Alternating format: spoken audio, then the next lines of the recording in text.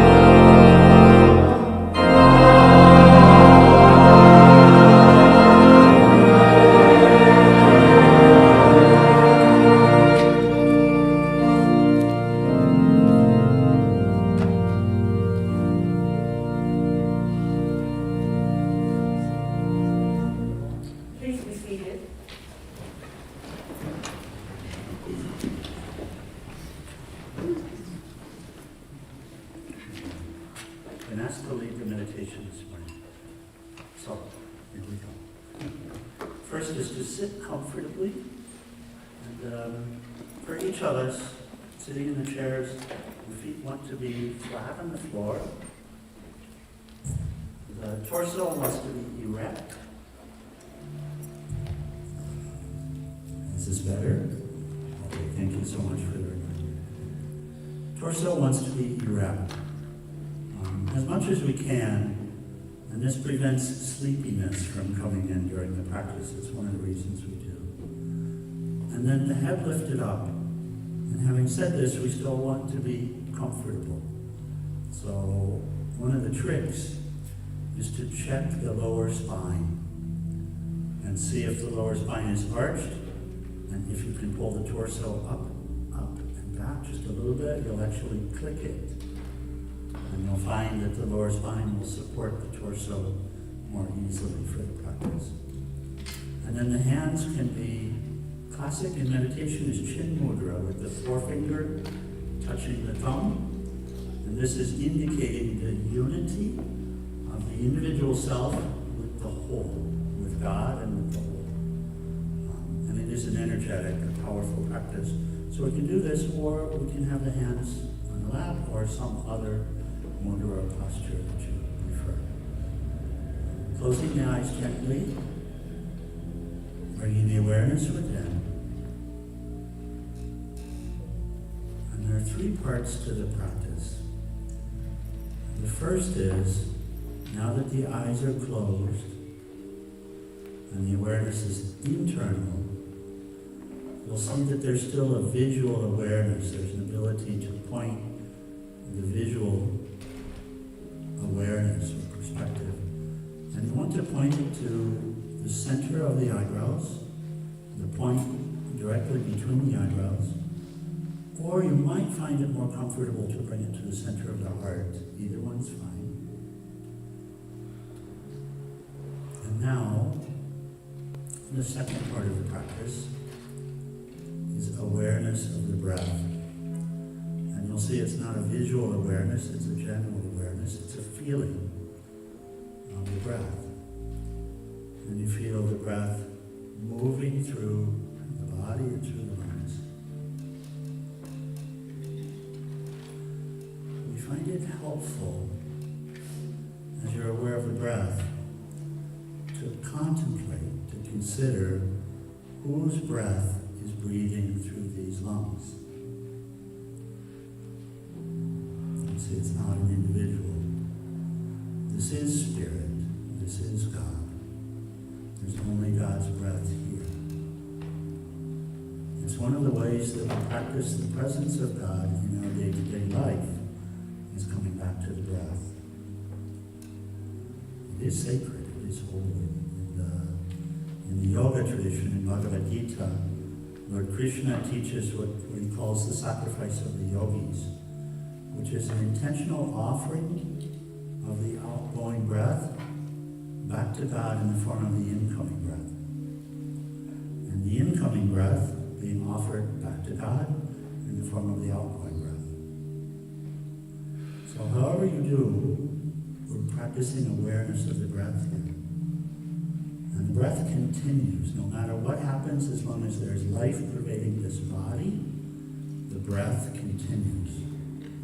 In this waking state, in this world experience, the breath is the one reliable place where we can always find God. And we can always find stability. I couldn't share anything more important than this today. So whatever happens, our refuge is in the breath. And so our practice wants to be, we come back to the breath. And here now, to the extent that we can accept this divinity of the breath, still we practice awareness of the breath. Wherever we are, we're in the perfect place, wherever we are. We just practice awareness of the breath. And continue with this. And then we'll add one more practice, and they all fit together.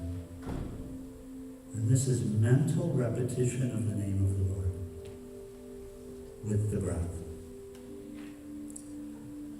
What we use in the Vedic traditions is we use Om, which is divine word. In the beginning was the Word, and the Word was with God, and the Word was God, this kind of divine word. So we practice with Om, or a mantra starting with Om. And we'll repeat the word with each incoming breath and each outgoing breath. You can also use Amen, which is the Greek version of the same word. Amen. Or perhaps Jesus, or Lord. Whatever word signifies the highest for you will be the perfect word. And so this is the practice. Let's continue for the next couple of minutes in silence and just do the inner work of connection. So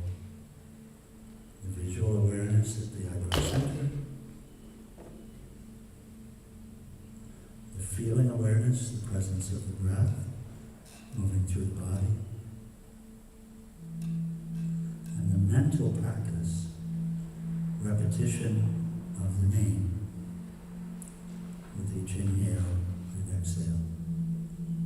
So continuing for the next minute or so on our own.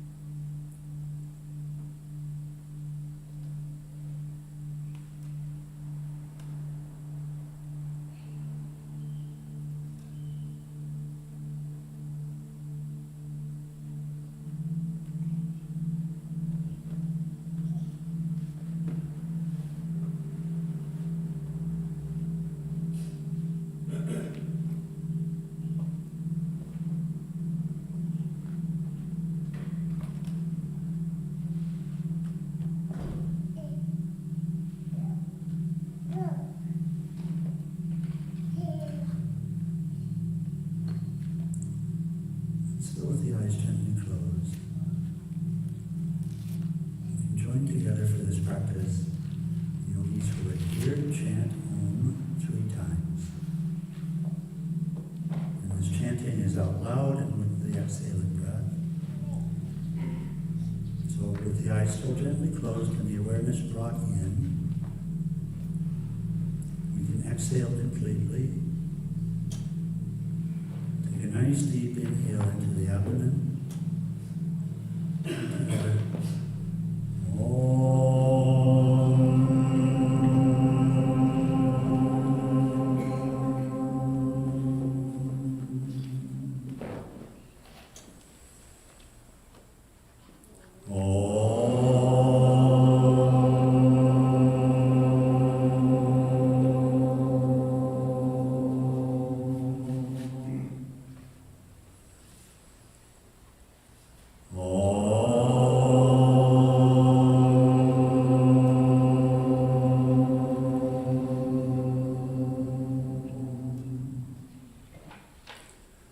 Om Shanti, Shanti, Shanti.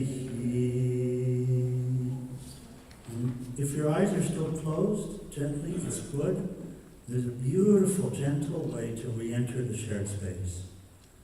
And that is, if the eyes are still gently closed, bring the gaze down towards your lap. Open the eyes gently there.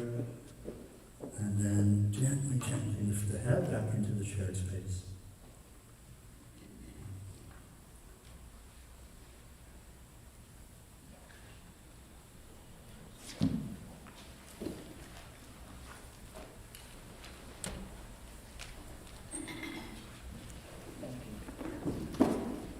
We will now have a card for selection. Thank you.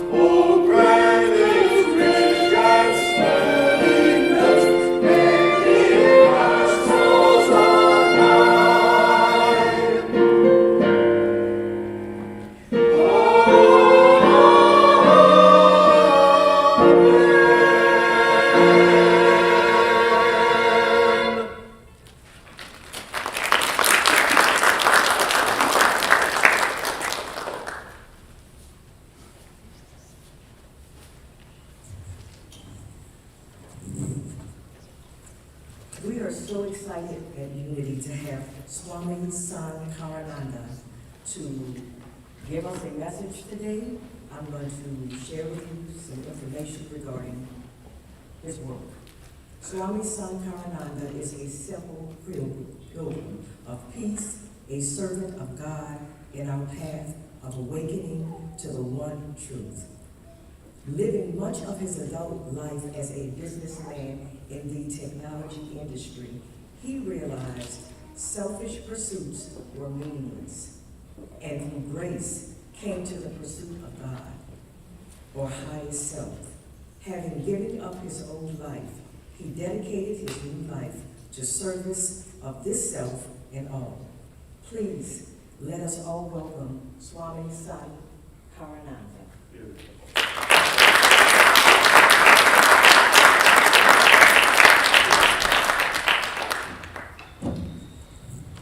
I'm going to see if this is better for you. Is it? Can you hear me? Yes. Pretty well? Okay. Yes. Okay. Normally we have a booming voice and we don't use these, but here I think it's needed. Traditional Indian greeting, and I'd like to greet each of you. Om Namah Shivaya, and I'll explain very briefly. Om Namah Shivaya. It's good to be with you.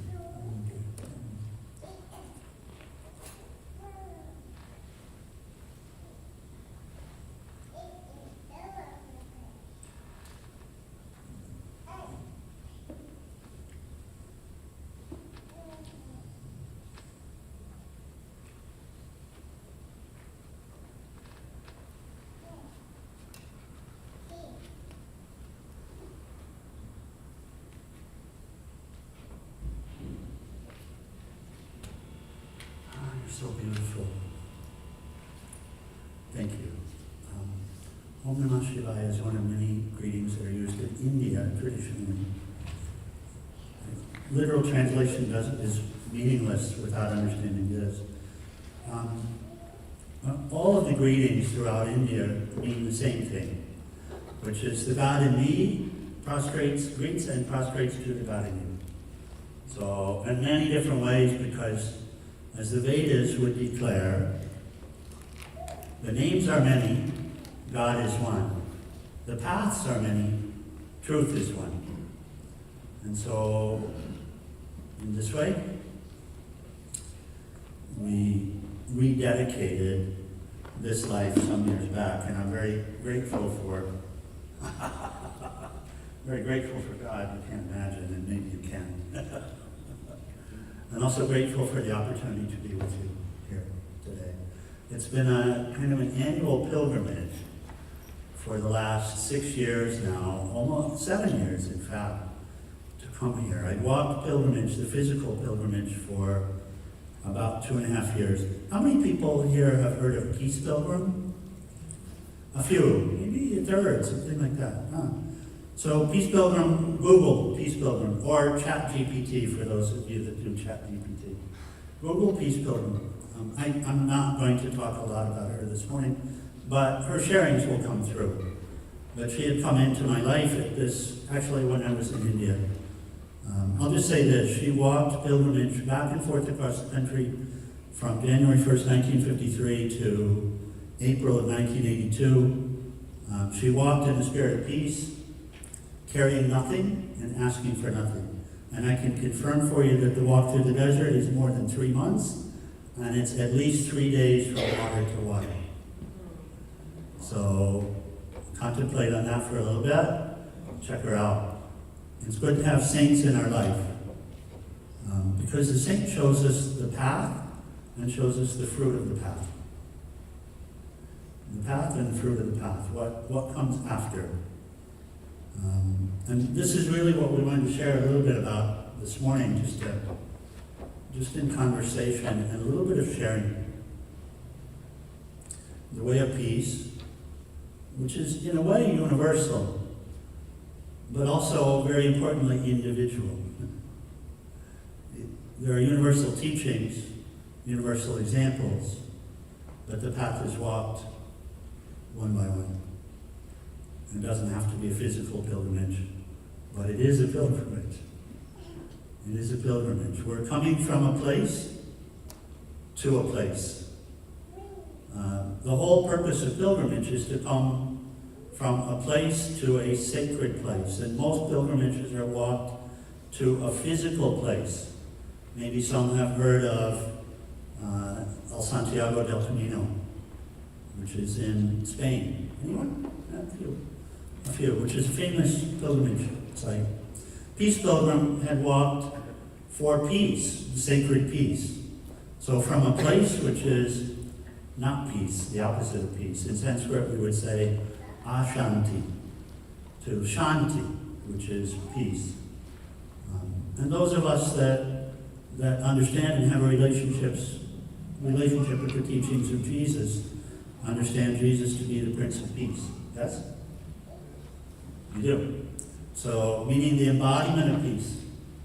The embodiment of peace. Jesus used to teach, do what I do, which is why he said, pick up your cross and follow me. So what we want to share a little bit about this morning is just observations on spiritual path. And from the start, please understand that we come from the perspective of that, whether we know it or not, each one of us are on spiritual path. Each and every one of us are on spiritual path, whether we know it or not. At some point, we'll realize it if we don't know now. Because we can't change the fact that we're each one eternal entities. We cannot change this. We're each one eternal entities. And to know it and to live in it is freedom from suffering. We can't change this. And we can't change the fact that to know it, to abide in it, to live in it, is freedom from suffering. Because as long as we take ourselves to be a temporal being, bound, limited, without a higher power that we can take refuge in, then we will suffer. It's actually very straightforward. We don't have to look very far to see that it works this way. Yes? We don't have to look very far. We can take our eyes to the Middle East, in fact, and see it. There's no refuge here if we don't take refuge in the eternal. It's the truth. And so spiritual path has to do really with being who we already are. It's the funniest thing. Honest to God. It's a little crazy, or more than a little crazy. We already are eternal beings. And the path that we're on is to be eternal beings. What's the difference? Sorry?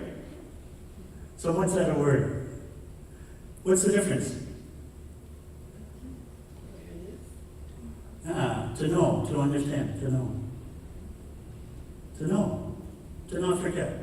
To know. For it not just to be an idea for us, but to be a fact. To be a real reality. To be something that we can put our entire life into with the understanding and knowledge that I am love. I am peace. I am the light. Or we can say, I am one with the light. We can say like this. And it's not about bragging, is it?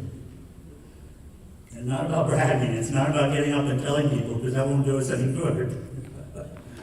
It's really about knowing it. And so I was reading this morning, and honest to God, so I know Shanti, and I met and several of the people, and Reverend Mary Beth is sitting back in the back. And last time I was here, Reverend Mary Beth was still here at the pulpit, and now Reverend Stephen, God bless you. Thank you so much, dear. This is a beautiful congregation. I don't have to tell you.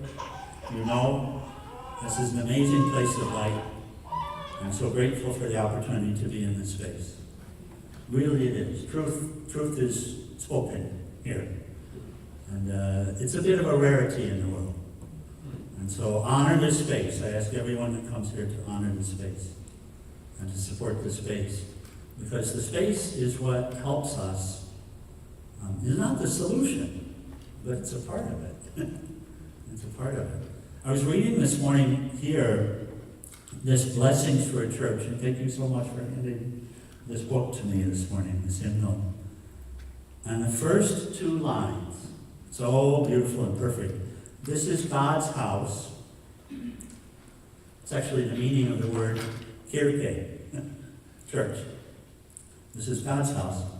May we who come here not only find out about God, but find God. And I would like to add just this, and become one with God. Not just find God, but become one with God, which is actually an important part of the mix. So I had shared with Reverend Stephen a few notes or ideas about our time together this morning, and I'm sorry, for memory's sake, I like the way it's ordered here on this piece of paper, so I have to do this for you. So 4 points: spirituality versus religion, the goal of spiritual life, what is given and what is received in spiritual life, and what does life look like after what? And these all actually fit together, and I'd just like to share whatever insight has been offered to me. And none of this is mine, by the way, and if anything resonates, then it's God that gets the glory for it, and if anything doesn't resonate, then I'll take the hit for that. So, just so we understand the order here. So anything good comes from, in Sanskrit we use the term Ishvara. Isha, by the way, which is one of the names that's used for Jesus. Interesting. Ishvara is more of a name that would apply to the Buddha and Jesus and others that are the embodiment of that peace. So, some sharings in terms of observations, living the pilgrimage life, sharing and having a life of not just living at peace, but I'm asked to play a role of sharing the way of peace. And so much of my focus in this life is staying current with all of the stuff we're dealing with in these various times, and sharing in ways that, God willing, can be beneficial. And so we come from here, and we come from the heart. First is this question of spirituality versus religion, and there's a lot of energy put into this these days. There has been for a while.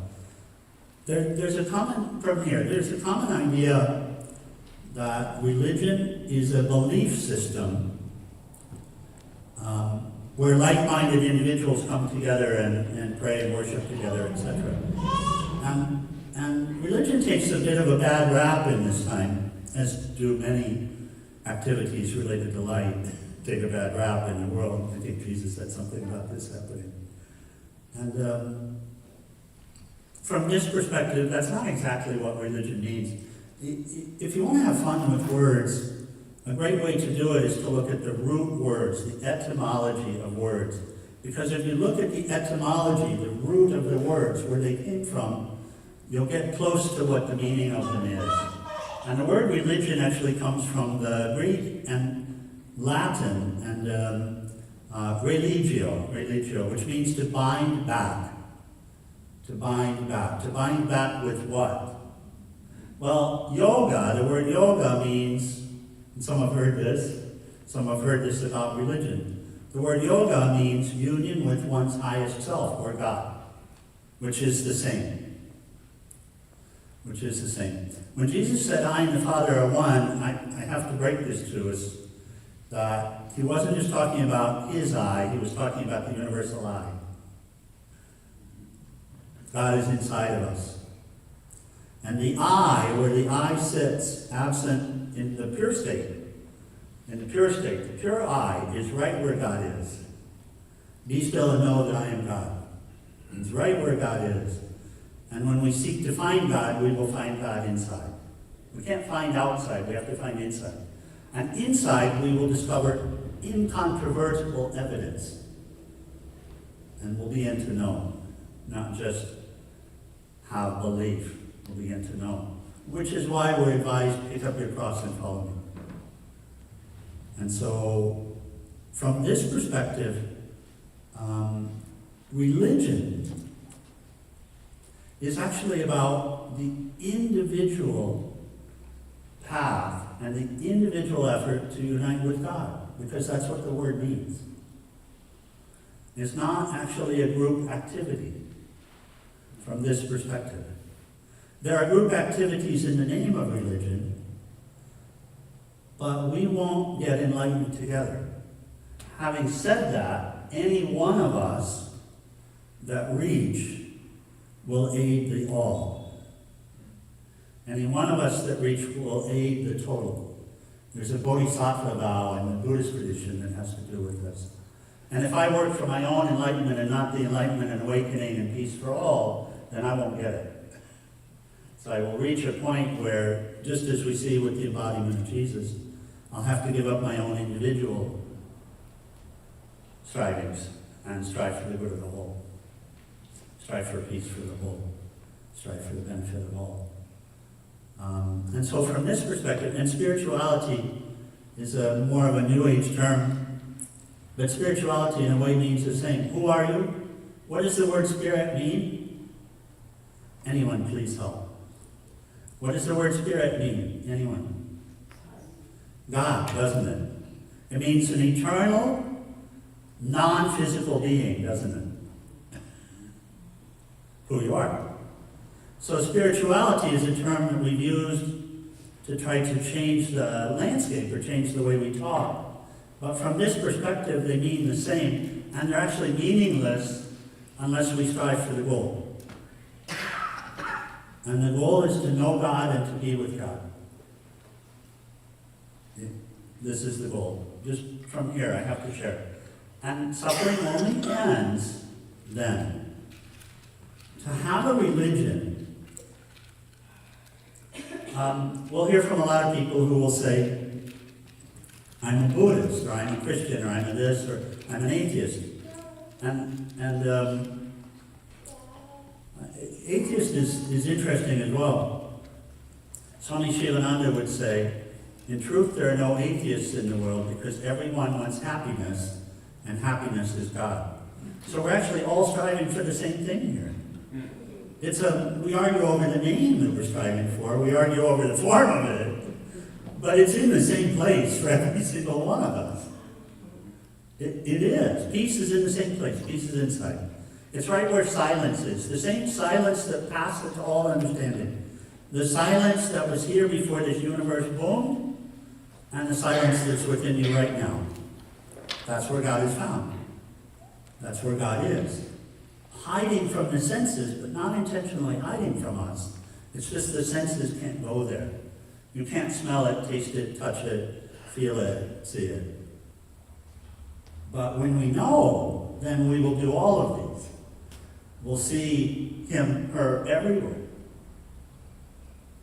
We'll feel her in the breath. We'll feel her in the digestive fire. That's also not ours. We'll feel her in the food that we eat. We'll feel her in the walk through the forest, and we'll feel her in the city dome. When we see God, we learn to see God everywhere, because God is everywhere. God is in the atom, God is in the ant, God is in you and me. God is in the nuclear bomb. God is in the church. God is in the bank. Much easier to find in the church. But God permeates everywhere and everyone. So we say the purpose of these, and here I'm not differentiating a lot between religion and spirituality. In other words, I love everyone regardless. And it's just a question of how I identify. And we can identify any way we choose, but only one identity will last, and that is when you identify with the Lord. Or with the light, however we say it, or with peace. I'm an instrument of peace. I am a servant of peace. I'm a servant of love. Now that's an identity that will last. Any other identity will change. Yeah? How many times has it changed already? You're not really a woman, you're not really a man. Not ultimately so. Not ultimately so. That which divides us is apparent and on the surface. That which unites us is not apparent and under the surface. Does that make sense? So our spirituality, religion, whatever it is, what is the goal? It's to dive under the surface. It's to dive under the surface of life and find the reality of life. I say find God, however we relate. Find the light, find the Buddha, become the Buddha. I want to read, I'm just checking, 5 minutes. So. I want to read a little bit of something from Thich Nhat Hanh. I recommend this book to everyone. It's called The Other Shore, Thich Nhat Hanh. Some of you have heard from him, a modern Buddha. According to the Buddha, everyone has the seed of enlightenment, or Buddha nature. Buddha nature is not an abstraction, it's a capacity to be mindful, concentrated, understanding, and compassionate. Loving. It's a capacity to be present. It's a capacity to accept. It's a capacity to love. Do you have this capacity? Who does not have this capacity? So this capacity is God. This capacity is the Buddha. This capacity is love in the absolute sense. When we say good, God is absolute good, this capacity is absolute good. It is the capacity for absolute good. Each one of us have it within us. And so this is the goal. And it's real. It's real, baby. It's real. It's more real than anything here. And it's the one place we have to go. We have to go. And the world will make us get there. So I come to say, sooner rather than later. The world will make us get there. Infinite soul, infinite time in front of us to work things out. Even hell is not forever, it's not eternal. Infinite time to work things out. And so, good thing we're all here, we're with the program, keep moving. This is really the goal. The goal is not my will, but thy will. The goal, there's the question, what do we give up, what do we gain? Very simply speaking, we give up our life as an individual. And what is our life as an individual? Nothing but pain and suffering and an occasional bit of joy. Again, you look at the Middle East right now, you look at Ukraine and you tell me that's not true. Yeah? And how do you know it doesn't happen here? And what makes you so special that it can't happen here? And what good does religion do for you? Unless you strive for the goal. Yeah? Does it stop the fights? Does it really make life better? Only God makes life better. I just need to share this. Only God makes life better. And God is not apart from us. God is with us. God is us. God is us. Amen. God is us. We don't have to go somewhere to get God. God is us.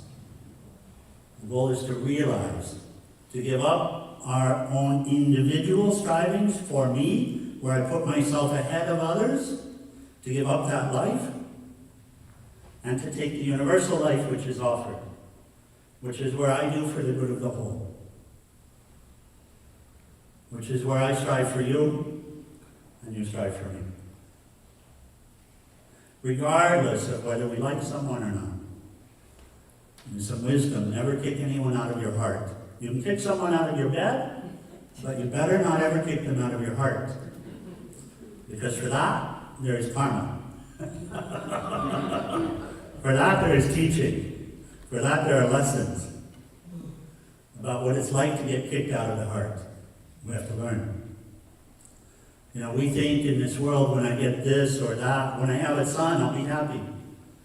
Yeah, okay. Well, if you strive after many births, you'll eventually get a son. And you wanted the son to be good. Well, that's impossible, because the only way to be good is to be bad first. Honest to God. How do we learn here? The only way to be good is to be bad first. So forgive everyone. Just learn yourself and set a good example. Strive yourself for the Lord. Don't expect other people to do it. Honestly, as you follow the path and you really take these steps and continue as you go, the light streams through you. And you become an inspiration. It's true. It's the only way. Love all. Serve all. Don't try to differentiate the bad guys from the good guys. Because they keep changing faces. The good guy becomes the bad guy. The bad guy becomes the good guy. You can't keep up with it. It doesn't work. So give up your life. But not in a limited sense. In a real sense. Meaning give up your own interest in doing for yourself. In particular, the way to look at that is give up your interest in putting yourself above anyone else. Anyone else. Even the ants. Give up your interest in that game. Strive for the good of the whole. Strive to serve the Lord. Strive to love the Lord and to see the Lord in all. The Isa Upanishad, one of the great Upanishads of the Vedic tradition, the first line, all this is to be covered over by the Lord. And that's an instruction because it's known that the Lord is here everywhere. But we're not seeing. So what do we do as individuals? Yogananda would say, to be with God is through continuous practice of the presence of the Lord every moment, along with deep meditation. Meaning we really must strive to see God here, everywhere, in everyone, even in the strife. And I'll leave the final little bit of wisdom here from a great saint, disciple of Yogananda's. Her name was Yana Manta. And she says this, and it's practical wisdom, words we can live by. She says, keep your goal ever shining before you. Amen. Keep your goal ever shining before you. And the goal wants to be a big goal, a divine goal. Keep your goal ever shining before you. Don't lose it.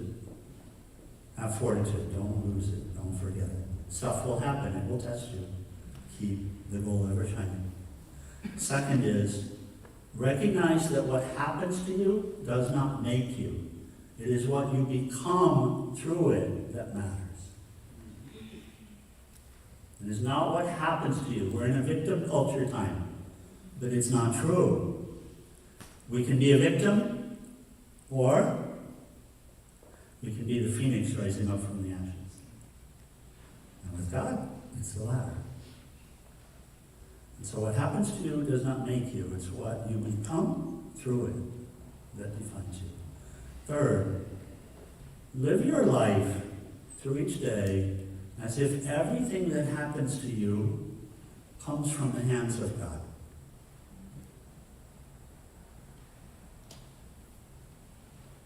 And at the end of the day, give it all back.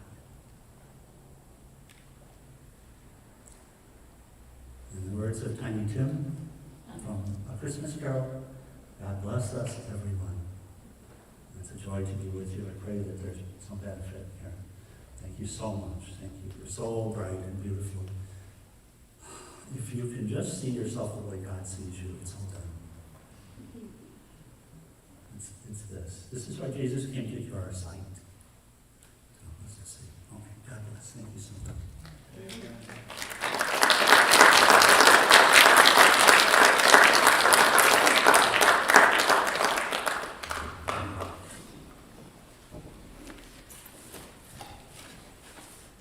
I really enjoyed that message. Thank you for your light, your wisdom.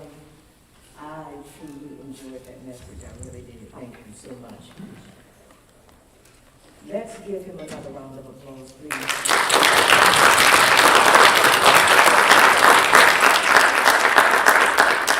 for our tithes and offerings.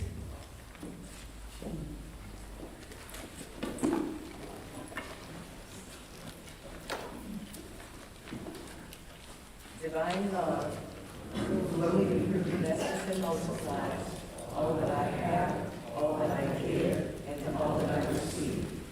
Divine love, through me, blesses and multiplies all that I have, all that I give, and all that I receive.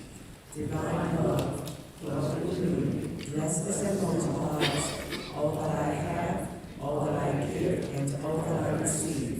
In the name of the Father, in the name of the Son, in the name of the Holy Spirit, it is so now.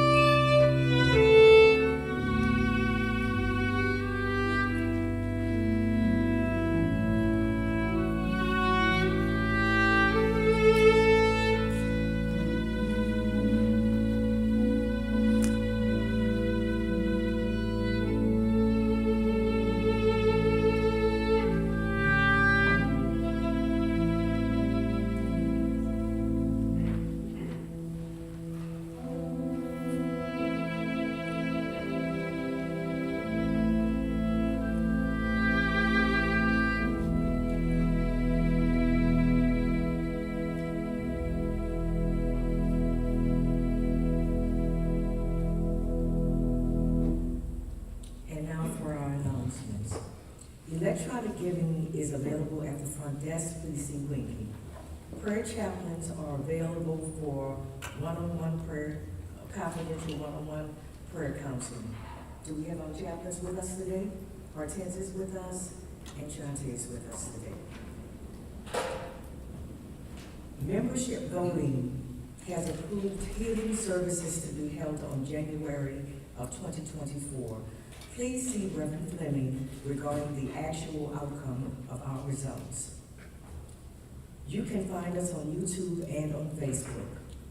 Next Sunday, November 12th, Reverend Stevens will deliver the Sunday message. This Saturday is the last breath workshop.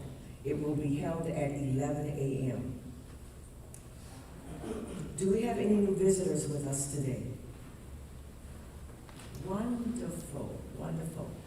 If you all will, if you don't mind sharing, will you please stand and tell us how you found unity and maybe introduce yourself. Thank you all so much. Good morning, everybody. I'm very, very blessed to be here.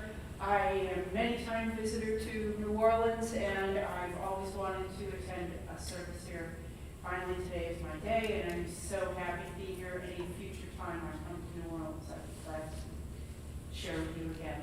I'm from Baltimore, and just really very happy to be here. Thank you for sharing.